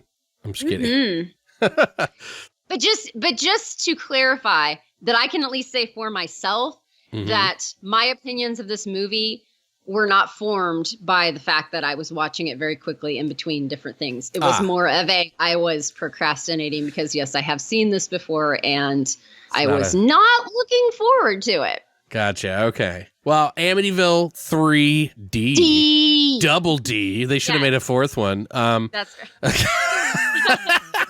right. This one came out in 1983, and the story is a reporter moves into the ominous Long Island house to debunk the recent supernatural events and find himself besieged by the evil manifestations, which are connected to a hellspawn demon lurking in the basement. Right, well, okay. This movie is directed by Richard Fleischer. He did Soylent Green, 20,000 Leagues Under the Sea, Red Sonja, Conan the Destroyer, See No Evil, Fantastic Voyage, and plenty more. And then he did this. Yeah. So weird. But in a way, it kind of makes sense if you look at the like 20,000 Leagues Under the Sea right, stuff. yeah. He's probably like, oh, I get to do something in 3D? Like, oh, yeah, it's like, I'm gonna break another barrier. Okay. He's talking to his agent, like, yeah, just whatever. Fuck it.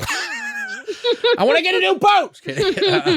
Anyway, so the writer for this movie is David Ambrose, who wrote The Survivor, The Final Countdown, Year of the Gun, the kid movie called Daryl that I grew up with, Blackout, and plenty more. Some of the cast includes Tony Roberts. Oh, my God. Who plays John Baxter.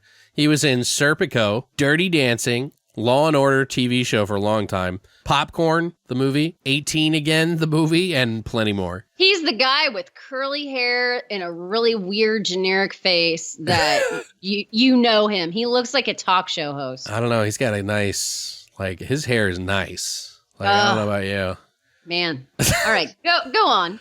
Tess Harper's in this movie. She plays Nancy Baxter, the wife, and or divorced wife. I don't know what she is, but she was in No Country for Old Men, Crimes of the Heart, The Jackal, How to Get Away with Murder show, as well as The Revenge Show. She's also played Mrs. Pinkman in Breaking Bad, by the way, too. Also has Robert Joy, who plays Elliot, the psychic scientist. I thought he was a psychiatrist, but okay. Well, fuck it, man. He's like everything in this movie. He's an empath by the end, so whatever. He was in Land of the Dead. Hills Have Eyes is always the one that I think of when the reboot, by the way. He was in Aliens vs. Predator Requiem and the superhero movie, which is like a spoof comedy movie, and plenty more. Also has Candy Clark, who plays Melanie. She was in American Graffiti, The Man Who Fell to Earth, Zodiac, Criminal Minds TV show, Twin Peaks: The Return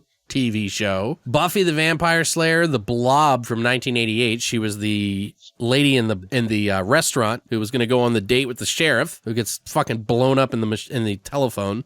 I'm pretty sure. She was also in The Hitchhiker, Starman, and plenty more. Plus, I really loved her. She kind of reminded me of Jo Beth Williams or something from Poltergeist. Sure. She had that plucky sort of attitude about her. But I thought she was the best acting in the movie. So she was sometimes the best, and sometimes she was the worst. Fair point. We'll talk about that in a moment.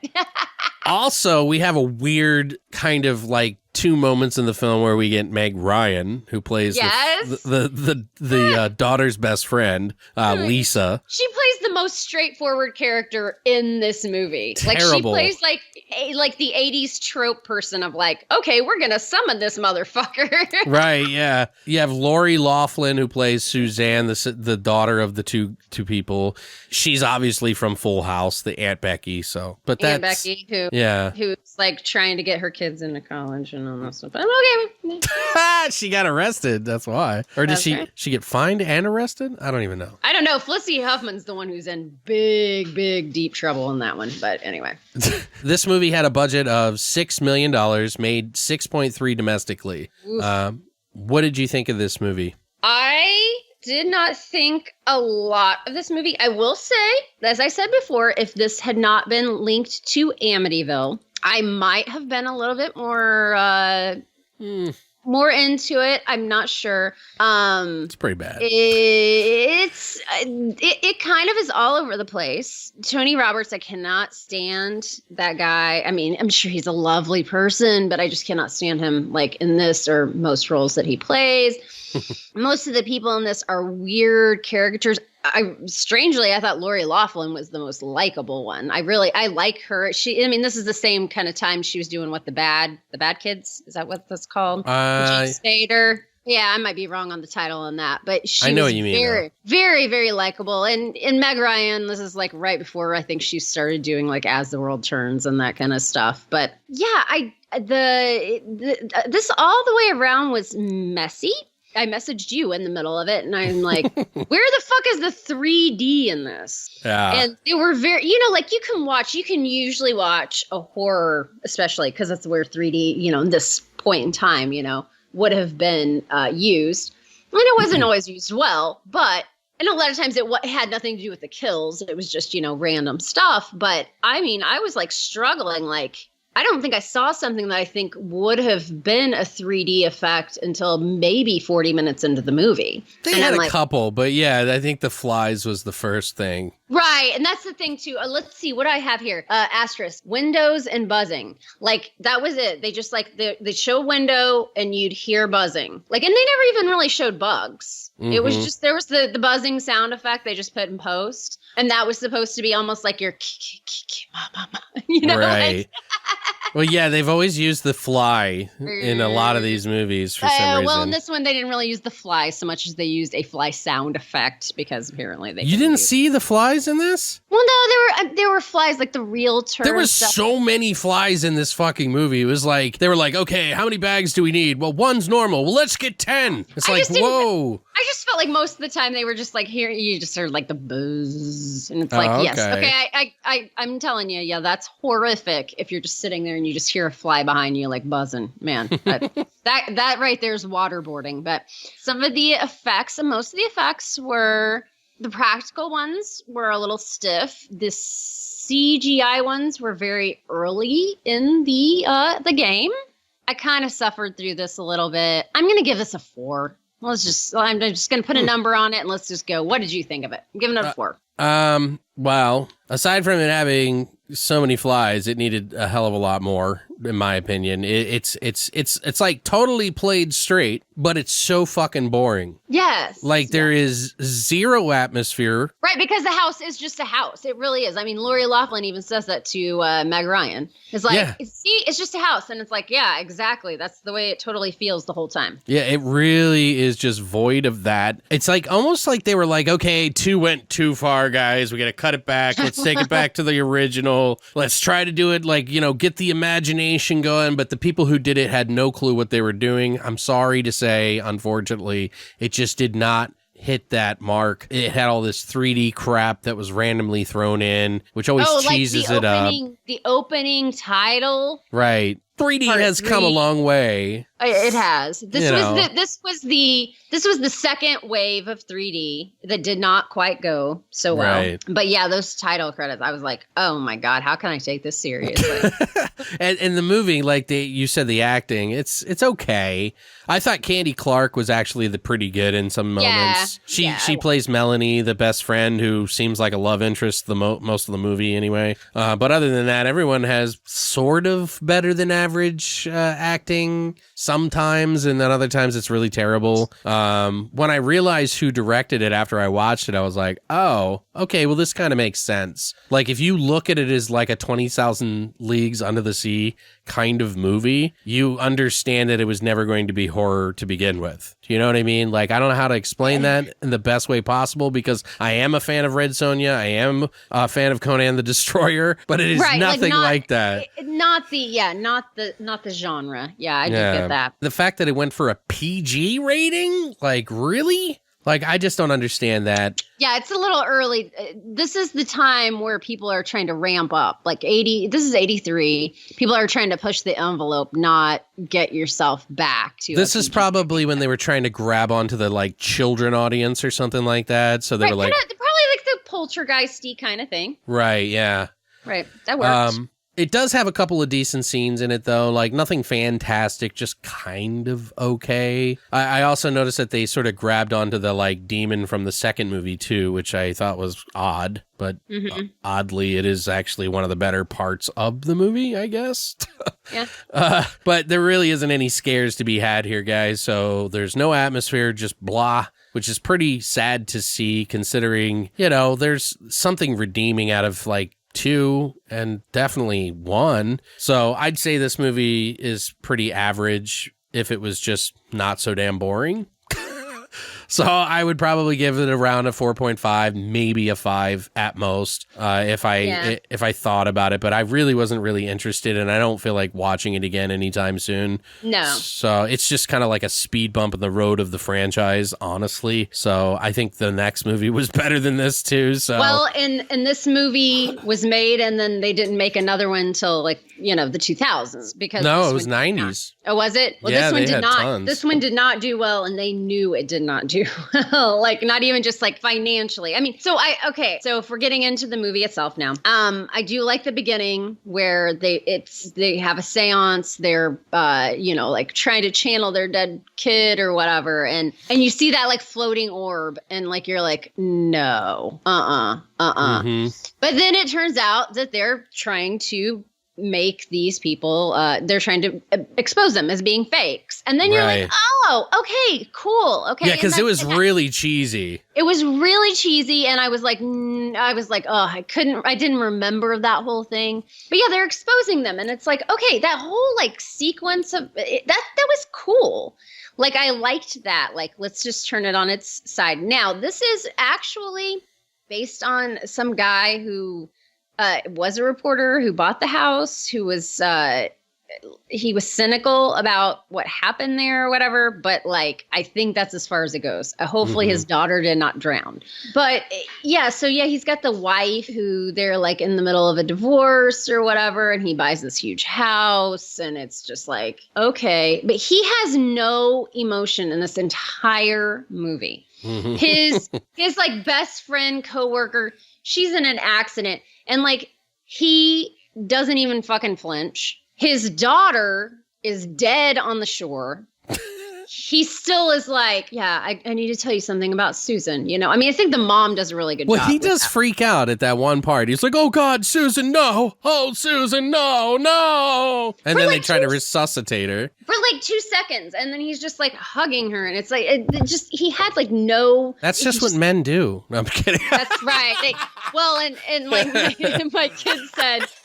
So then it went to like the dream sequence where he thought he saw her or whatever, and coming up out of the well or whatever. One of the better scenes too. Yeah, yes, but it's like he gets up off the couch and it's like he looks like he's just totally refreshed, and I'm like, wow, he really isn't distraught about his daughter at all. And she goes, "There's a bottle of Jack there, okay? So you're supposed to know that he's okay now because he's drinking." Yeah. But yeah, I felt like all the emotion was just like weird. I thought the mom had good emotion, like. Because later on, she did see her, she was freaking out, but it wasn't like she was going crazy. Right. Like, I did like that. Okay, so what was the point of the sensory deprivation thing? That wasn't even real sensory deprivation. And if it was, they were doing, because we already had altered states back in like the 70s, and they were doing like tanks. This is like their poor man's version where she lays on a table. Right, because she's not supposed to have any senses. Well, then that means she shouldn't have the touch, which means she shouldn't be able to feel like the table. Air yeah. and the table. And yeah, you're supposed to be like almost suspended, correct? Right. That was okay. Just like, that was like them trying to think the audience was dumb, and probably at the time they were right. Don't get me wrong. I mean, I would not want to be in that situation for 52 hours. Don't get me wrong. Yeah, she's been in for 52 hours. Yeah, and it's like, wait, she hasn't eaten or anything. Yeah, she's probably pretty fucked up right now. Like, but yeah, I mean, but the whole idea was he not like, she was going there because he was like the psychiatrist? They were friends, I guess, and that's because they were a team of scientists to try to debunk all the fucking fake people who were like doing it. So they believed in it. They just didn't believe that it happened 3% of the time, as he said all the time. He was the guy that validates the like legitimacy of something going on in the house, like, you know, like air conditioning and flies and right. He's like the Ghost Adventurers, where it's like, have you ever actually seen a ghost? All you but that's the thing. They didn't show anything in this fucking movie to warrant any kind of concern whatsoever. It was all like, you shouldn't be in that house, and no, I don't want to be in there. But no one dies, and everybody's fine except for the one girl. And well, okay, and then the realtor, I guess the realtor dies. Oh, that's right. But the other chick dies in a car accident.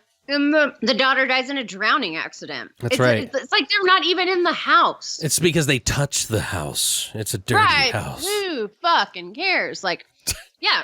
How could you? I mean, that's when you have to go like, be logical. Okay, yes, it sucks that 3 people who were in the same circles died. But it wasn't all, like they all died in the fucking house. Right. Well, it is funny, too, because there's like a lot of moments where that stuff happens outside of the house. Like John Baxter's in the elevator and he skyrockets to the roof and then, then it drops and he's like floating in air. I was like, come on, dude. You would hit the top and then fall back down. It wouldn't be like that, like cartoonish. Hey, you never know. Like I said, it's like the Gravitron, though. That's what it reminded me of, where he's like sticking to the top.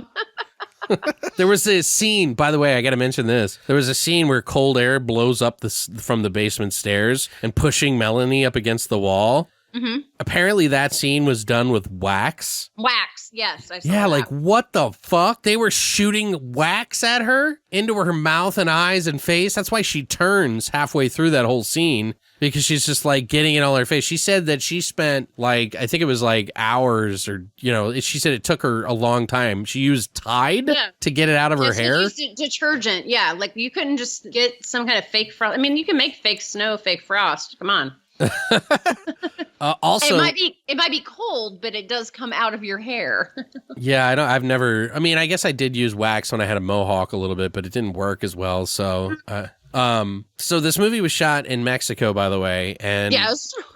when they went, it was like a sound studio or whatever, but apparently Candy Clark went to the pyramids outside of Mexico City and she had both of her legs cramp up because there's like a lot of stairs. I think there's 365 stairs or whatever. It's the one I'm thinking of where it's like the Mayan temple or whatever. Yeah. But she had both of her legs cramp up and they had people carry her down and apparently she was unable to walk for like a week. And that first scene in the movie where she's sitting down on the chair, that was her first scene that they shot for the whole movie. She said that when she was sitting there, she was like in agony. Wow. And that she wasn't able to walk. So they just put her in that chair. That's a white girl problem, isn't it?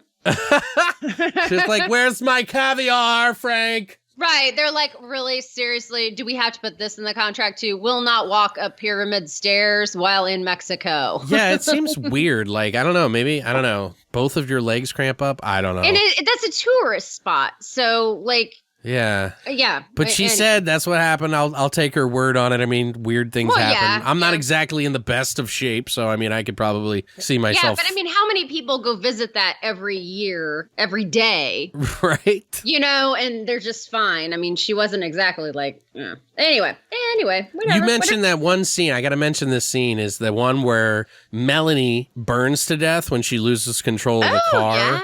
Yeah. She wrecks into a first of all, she's getting attacked by a fly on a fucking stick. Mm-hmm. Literally a stick. You can see it so well in the HD version. It's ridiculous.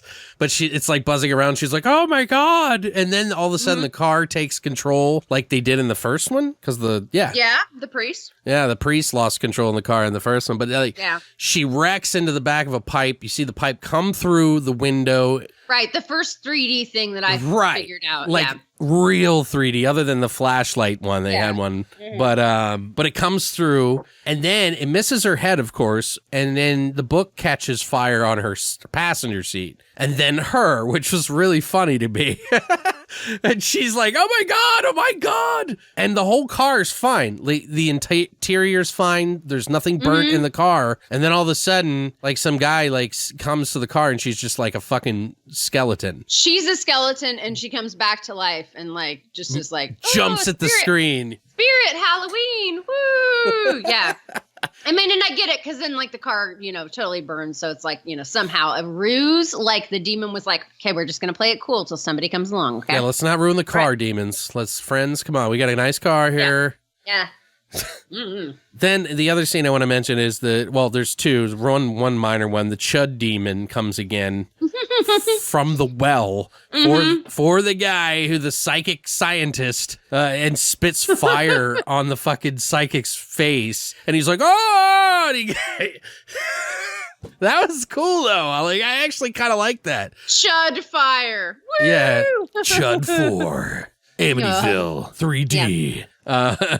CHUD dragons. This is one thing that I gotta mention. Like, you can tell that they were pretty much like, fuck this movie.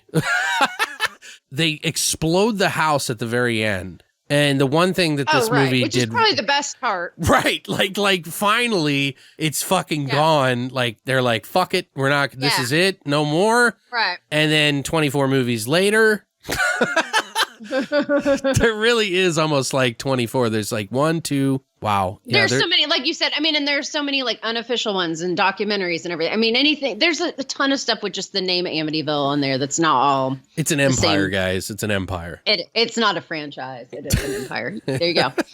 But yeah, anyway. Yeah. So you gave it a 4. I gave it a 4.5, maybe 5. It's pretty average. It's below average, honestly. It's boring. Yeah, I think we're giving it a little bit of a pass here. Yeah. But if you guys would be interested in the podcast doing more, I do have some more coming, actually. I ordered some recently for the later ones, although there is one that's really hard to get, which is The Evil Escapes. Or no, sorry, Amityville Curse, which is a Canadian production that is really hard to get a hold of. But I'm going to try to track it down if I can. And I'm just curious now. I just want to go down the fucking shitty hole like Children of the Corn. Like, just how bad does it get? Like, how bad? You want to find one where you're like, well, this is a hidden gem. Of of the 4,000 of them, one of them has to be good. Right? Yeah. That's true. That's kind of why I like going through them, because I'll find that one scene that I'm like, fuck, that's really fucking great. Right. Or that's really funny. 2 minutes. 2 minutes of this one movie that redeems everything. Just go running in the streets. I found it. Ah! I'm just kidding. We're good. Call back. But yeah, guys, what did you think of these movies? I know I've already heard from some of you guys already, but I would love to hear from you guys again. If you got a chance to check these out, did we find them all up on Prime? No, I had one. Oh, that's right. I don't think it was on Prime, but I don't know if it was or not. You can find all of them on there. 2 is on Prime, but actually 3, no, I was a little worried earlier because you cannot get it on Prime. But it is, I hate doing this, but it is free on YouTube. Like somebody has uploaded it. Oh, well then, it's up there. It's out in the ethos. I'm not feeling too bad about watching that for free. But for those of you that want to have it and own it like I do, you can pick it up from Shout Factory or Scream Factory, actually. They have the 3 there. And then I think, who is it? Vinegar Syndrome's putting out the 4th, the 6th, the 7th, and the 8th on a set. They just put it up. It's going to be coming out in November or at the end of October. So Vinegar if you're Syndrome, they're awesome people. Yeah, they always get the shitty ones, but it's for us but fans. They make them good. They make them good. They really do. I have a lot of their stuff. Money. But yeah, guys, I hope you enjoyed this week's episode. Thank you so much for coming on, Becca. Appreciate it. It was a lot of fun. Well, and if you need me again, I will come back on. Just don't make me watch another Amityville. So next week, we'll be watching Amityville again to make sure we were right about our opinions this time. And Right. He's like, Becca, I need somebody to fill in. I don't know what we're going to do next week, but it's Halloween, guys. We got to do it upright. Got to do like some classic stuff. Maybe I'll pick some ones that I just love watching or something like that and do that too. Yeah, pick some fun ones or let me pick one or something. Yeah. Let's pick a theme. Yeah, we can do that next week, right? You still need me next week? Yeah, I can do. I mean, I don't have anybody planning. The only thing that would prevent that would be a fucking interview, and that's about it. Okay. So yeah, that's why I didn't want to like automatically say it, because I did reach out to somebody, but I don't know if they're gonna write me back. So probably yeah. But what would you like to do? It's got to be something we haven't done. Man, I don't know. Maybe we can both pick one each, unless it's like some sort of like 2-part franchise that we can watch. You know what I mean? Because I don't want to do 3. 3's too many. I've got too much shit going on. Sorry. Right. I think you do too. Right. But guys, if you want, I will have all the links to Becca's stuff down below. So if you want to follow any of her stuff, please do. Any of that support really does go a long way to help out passionate folks like ourselves who just like to do this because we love it. So give her some support. Thanks again, Becca. And as always, guys, long live the void.